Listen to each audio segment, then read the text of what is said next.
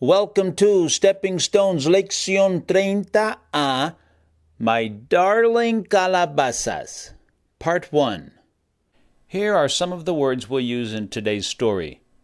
I've drawn this one to mean, I'm sorry, lo siento. This is friend, amigo. A female friend is amiga. Calabaza, gourd or squash. Esta calabaza es verde y anaranjada. Here's another calabaza. Es amarilla y verde. Calabaza is also the word for pumpkin. Here's a calabaza that looks like a pumpkin, but it's not a pumpkin. It's a gourd. There's a big difference if you're making pumpkin pie. So, calabaza is the word for gourd, squash, and pumpkin. Lots of people in Spain would say calabaza. The zeta, the letter that looks like a Z, they pronounce it like a TH. Th. Not too many people in this part of the world do that, but a lot of people in Spain do. This is Spain. Look closely and you'll see a country called Portugal. Look up there above it and you'll see France. That area there, that whole area there, is part of Europe. You have to go across the ocean from the United States to get there. Portugal and Spain used to be one country. Now they're two, and they speak different languages. The language of Portugal is Portuguese, and the language of Spain is Spanish. But Spain has several different languages. The Spanish that most of us are familiar with is often called Castillian Spanish. In Spain, they call it Castellano. Here's how many people in Spain say these words. Try them with me. It might make your tongue feel a little funny, but this is good Spanish. Instead of zapatos, shoes, they would often say zapatos, zapatos. And then the letter Z, zeta, they would say zeta. And a city called Cádiz, they would say Cádiz. The word for fox, zorro, we hear in English, is of course a Spanish word, zorro. And they would say zorro. The word for head, cabeza, cabeza, cabeza. Calabaza, calabaza. Let's go to the top. Zapatos, teta, Cádiz, zorro, cabeza, calabaza. Now I want you to notice something. What's the big piece of land at the bottom of Spain? Look at that map. Just across the water. It's the continent of Africa, a land of lots of countries. You might not have known that Spain and Africa almost touch.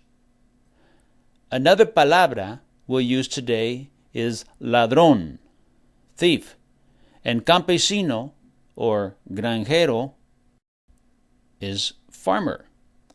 I think today's story comes from Spain. I heard it years ago. So let's say it happens there.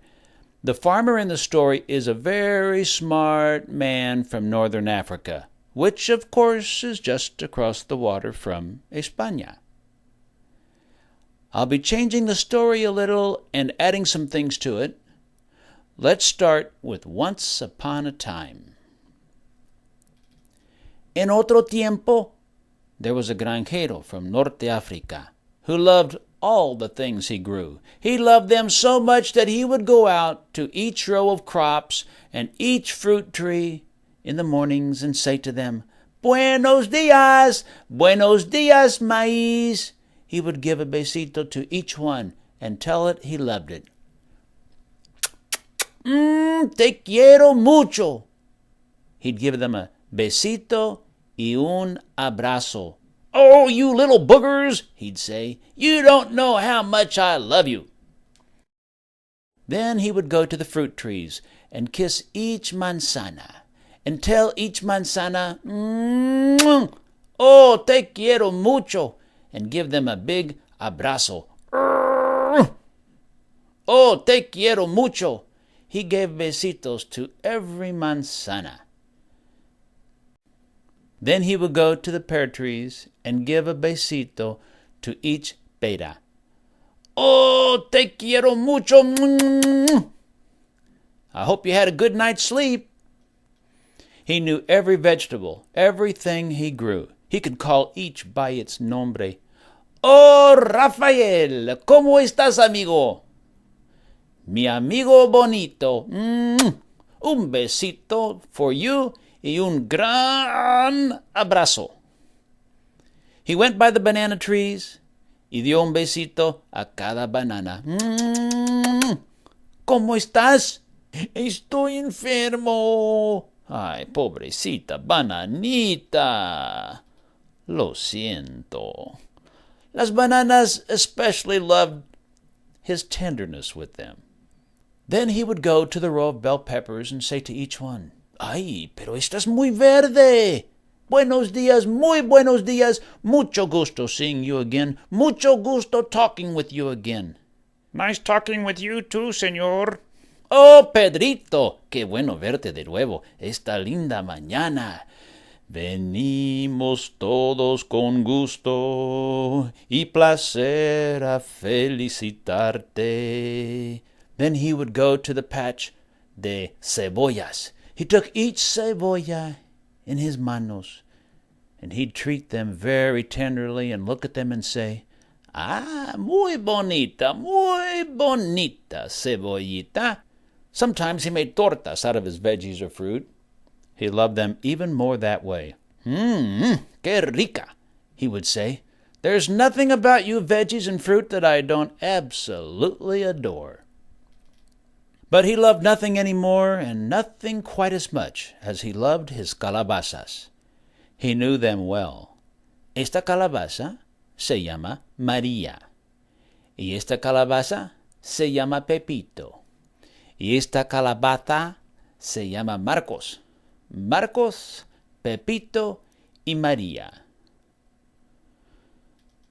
Something muy triste happened one night. He wasn't usually out in the fields en la noche. On this noche, he rubbed his eyes y dijo, tengo sueño. And he lay down on his cama and went to sleep, looking forward to getting up in the morning and greeting all his beloved calabazas and other vegetables and fruit. He would sing, Qué linda está la mañana en que vengo a saludarte. Venimos todos con gusto. It was during this noche when some selfish, mean ladrón came by, a no-good ladrón, and he took a cuchillo and cortó los cabos de las tres calabazas, de María, Pepito, y Marcos. And when the tender, loving campesino awoke en la mañana, and he found the stems de las tres calabazas, but he did not see his calabazas, he wondered where they were. María, ¿dónde estás? María, oh María! El campesino buscaba por todas partes, but he could not find her. He called out to Marcos, Marcos, oh Marquitos, ¿dónde estás? Marcos, te quiero mucho, ¿dónde estás? Oh Pepito, Pepito, ¿dónde estás?